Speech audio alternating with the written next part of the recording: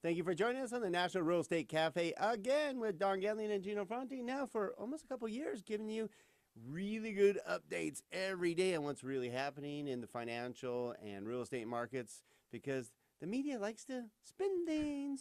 Holy cow, is that ever apparent? We had to just get a new president in place, and all of a sudden, every single media report is completely different, one than the other. You could take 7 different people, and they all read a different story. So it just reminds me a lot of high school.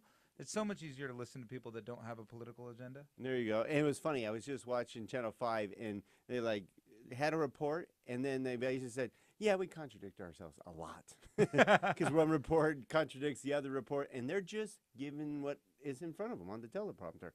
Here are some let's go to this first slide. Here's some real numbers that we try to share with you.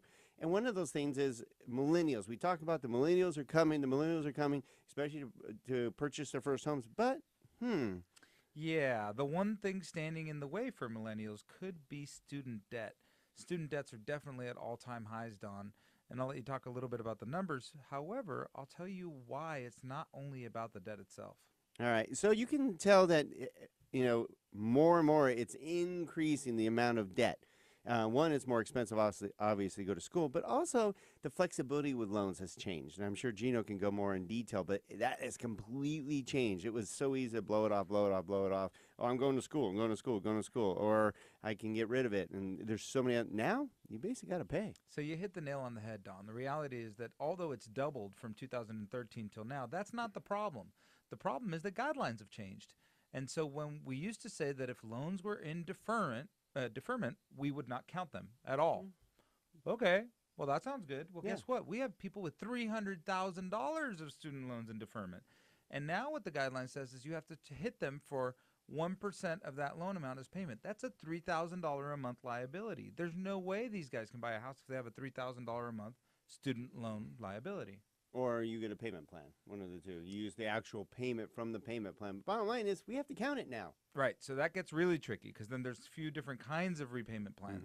And Fannie Mae and Freddie Mac have said IBR on its own is not enough, income-based repayment. Right. So you could still use income-based repayment for FHA, but now you're going down 1 road versus 3 roads. So bottom line is guidelines have become more difficult as it comes to how it relates to student debt. I think they're a little, as usual when the guidelines change, they're a little too far on the other side.